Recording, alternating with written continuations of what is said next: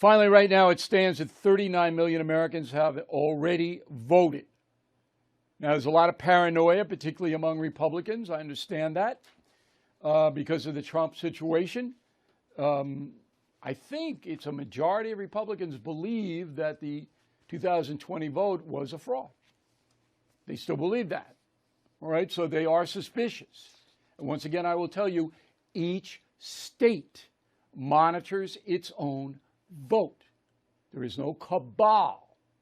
There is no federal presence other than the Federal Election Commissions, which monitors the money flowing into the candidates. There are rules about that. All right, let's bring in Hans von Spakovsky. He is the Heritage Foundation's Manager, Election Law Reform Initiative. Wow. He comes to us from Washington. Did I miss anything here? Did I report everything accurately? That's very important, and I want to know if I screwed up at all.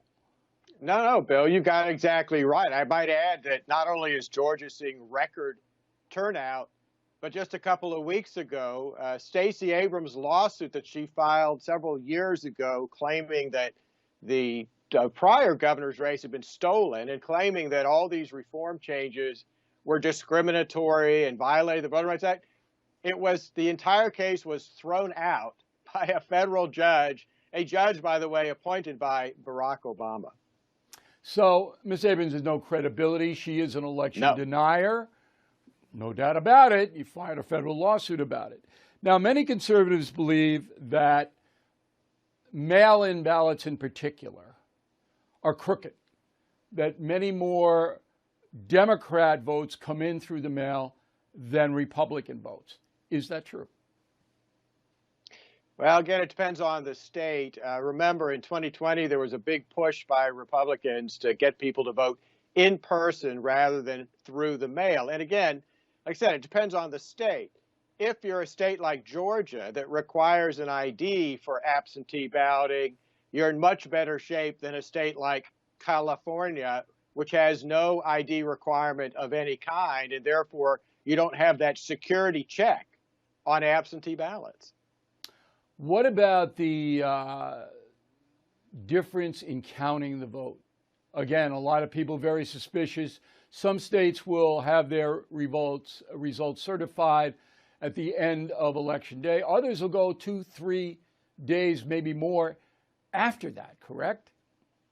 Yeah, and that, again, depends on how good election officials are in those states in administering the voting process. The key to good security there is to have poll watchers and poll observers watching every aspect, for example, of absentee ballots being opened, processed, and then counted. It's when those observers are not allowed to see that. Remember, we saw that in 2020 in places like Philadelphia and Detroit.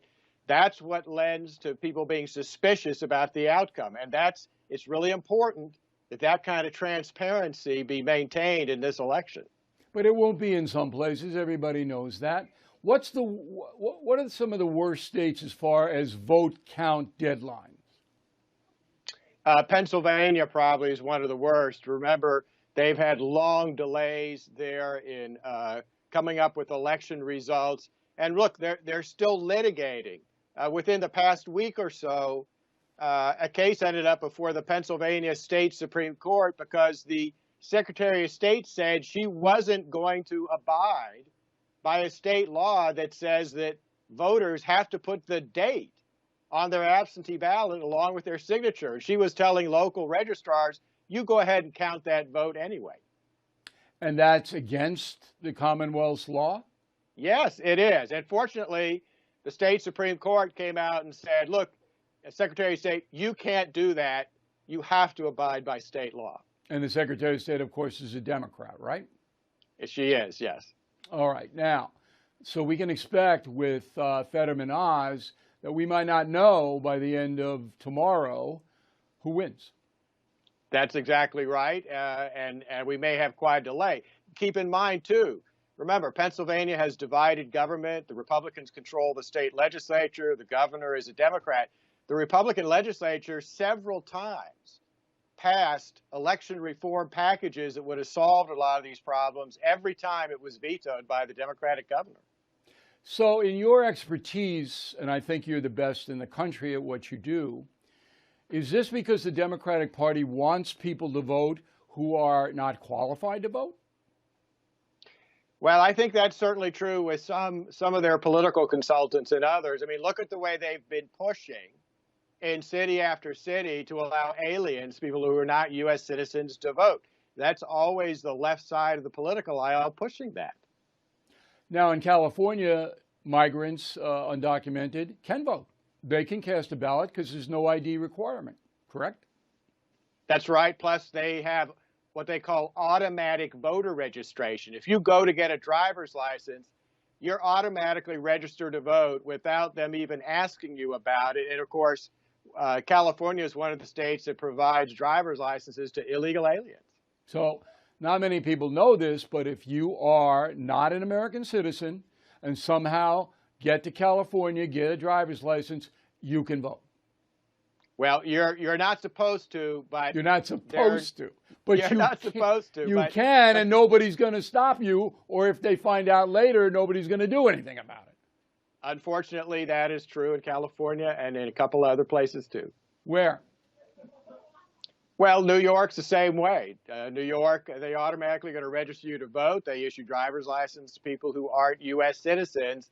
And Massachusetts is a similar state. In fact, listen, in Massachusetts, there's a referendum on the ballot tomorrow to repeal a state law that says that no one at the Department of Motor Vehicles can ask any questions about the immigration status of someone getting a driver's license.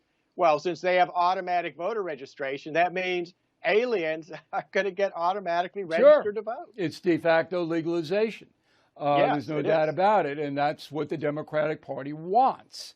But I don't think most Americans understand any of this, Hans. They don't know that California or Massachusetts or New York, if you get here and you get here illegally, that you can vote. They don't know that.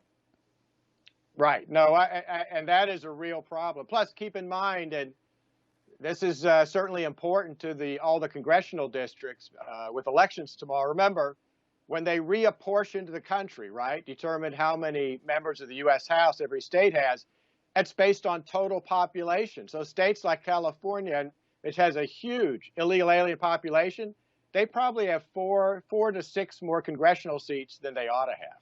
Yeah, based upon the undocumented people living there. Right. Final question. Do you believe that this midterm election will by and large be honest and an accurate portrayal of what the American people want? Yeah, I think it probably will be in the vast majority of states. I have concerns about some of the states, like I said, New York, California, and others, where they have almost no good rules and regulations in place to protect the honesty of the election. But pretty much, I think everywhere else, particularly places like Georgia, where we have a neck-and-neck Senate race, they've done a lot to improve the security of their elections. Okay. Thank you, Hans. Appreciate it very much. That was a really good segment, I thought. A lot of good information in that segment.